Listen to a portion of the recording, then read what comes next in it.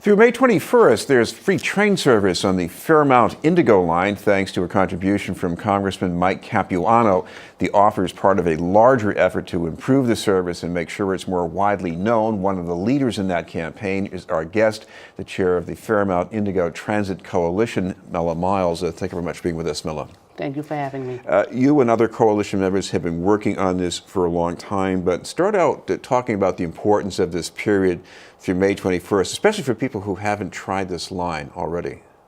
So the line is well known in the community. We've worked very hard to get the word out about the line. We don't have the frequency of service, and there are also some folks that still view it as a commuter rail service that goes somewhere far away, and they don't understand. There's still some people out there like that, but a lot of the reasons why people don't take it is because it runs once an hour. If you miss it, you're stuck on the platform.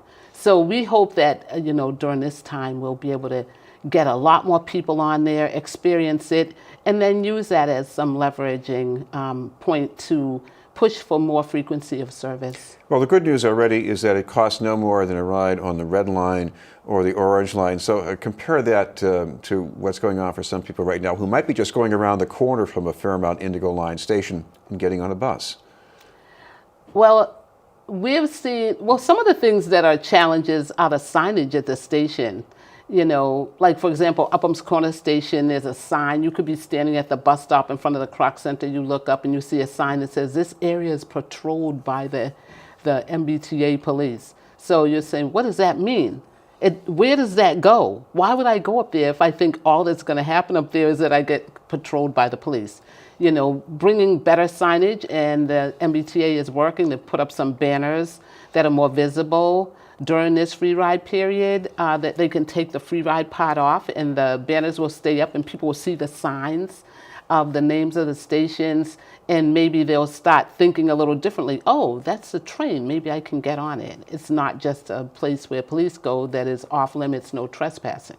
One of the other things I'm sure you'd like to improve is how people pay for these trains, because right now for a lot of us it's simple. If you're getting on the red or the orange line or the blue line, you put your Charlie card in and then you get on, but Charlie cards don't work in this line. No, they don't work because there are no fare readers. There's no prepayment, proof of payment system instituted. The Fairmount Indigo Transit Coalition has been working really hard to try and get those type of readers put on the train. So when you get on, you pay with cash, or you have a 7-day weekly pass. It's a 1A pass that's imprinted on the outside that says, that you've paid for it when the pass is, the time that it's in effect, or a monthly pass. But you can't use your Charlie card because you can't store value on that Charlie card, or, you won't be able to use it because there's no way of validating that card on board. Well, to justify more service on this line, you'd like to get more riders, but at the same time, you can't get more riders unless you have more service. So talk about that. Yeah, it's a catch-22 position. So getting more service. So we actually have proven that more people are using the line. There was a study done by Nelson Nygaard, commissioned by the Boston Foundation, that showed that since 2013, when the train service began with the new stations, the ridership has tripled. But we have even more ways to go. So our count's a little different than the MBTA's counts, because the MBTA is still saying there's only about 1,500 people. We're somewhere up close to 3,000. Well, one of the things I noticed one of the early mornings is that you had a lot of students getting off one of the outbound trains. Talk about what that means and how the students got to know about the service. I think they learn more about the service by talking amongst themselves. The students ride the train, at least 100 students getting on at one stop, going down to Morton Street, and another 50 or more getting on at early in the morning, like 6 o'clock, going to the Academy of the Pacific Rim. There's tons of schools along the line, and those students are actually talking to each other and realizing, oh wow, this is a great way to get around. They can use their M7 passes on there. They do accept them because those are fully paid for. So the students, but we don't think the students are being counted at the level that they should. So the ridership numbers still may be lower according to the counts that we're getting. So we want to see those students be counted, that everyone who rides a train be counted. Yeah, this is BNN News, and we're talking with Mela Miles from the Fairmount Indigo Transit Coalition. Mela, there was a problem with service in this line last year. It was mainly centered around Keolis, which operates the trains. There were some missing trains. They said they didn't have enough trains to provide service throughout the whole metropolitan area, so I guess they subtracted from this line maybe more than some others. How do you feel about that? I mean, do you feel that they've sort of turned a corner, that you've got a different attitude from them now?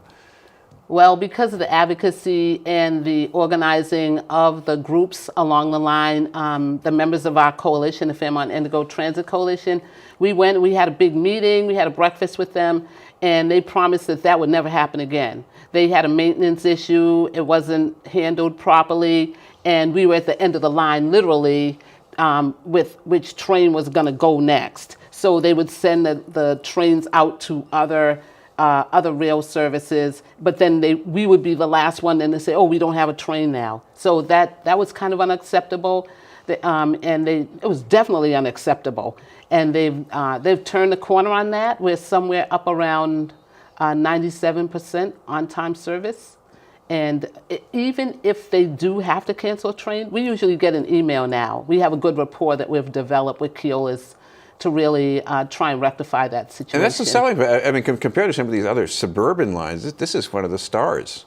It should be the star. Boston, some of the most transit-dependent people in the city of Boston, the least number of automobiles owned, live along the Fairmount corridor. So this is a lifeline, and if your train does not come, or if it just gets canceled, you could lose your job, and that would be a death knell. You wouldn't be able to pay your rent, things like that. People wouldn't be able to pick up their children. You know, they would be charged $1 a minute for coming late to their daycare providers and things like that. So this is really, really important that this particular line not lose this service or not have it redirected to somewhere else. Another thing it would be good for people to know about, especially around this period of the free service, is what people in the community like yourself have been doing to spread the word about this. So we have had about 16,000 flyers printed up. We have 10 or 12 foot long banners that we're putting up all around the stations.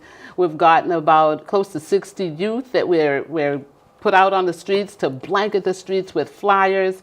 We've also, we're doing events along the line. We're working on planning a restaurant crawl to just have people ride and see all of the different wonderful foods we have at the different stops. Like in Fairmount, we have a lot of really nice ethnic restaurants, up there. We have boutiques. We have theaters. There's so much to do along this line, and there's so many things, and we're hoping that people who live along the line will go to another stop and experience what's going on over there. Because a lot of the people who ride the service actually ride it in reverse, not just to go downtown, but they're actually traveling about the community, going to school, going to health centers, Common Square, whatever, going to 1010 Mass Ave, going shopping. Plus, in the near future, there'll be a stop near Mattapan Square. We should finally mention, if people want to keep up with what's happening with the coalition, you've got a Facebook page maybe they can check out? We have the Fairmount Indigo Transit Coalition. We have the Greater Four Corners Action Coalition. We have it up on there. We have a Twitter account. Oh my goodness. We just put that Twitter feed up. So go to our Facebook page and you can get our Twitter feed. Right. Good idea. Thank you very much for being with us. Thank you. Mela Miles from the Fairmount Indigo Transit Coalition.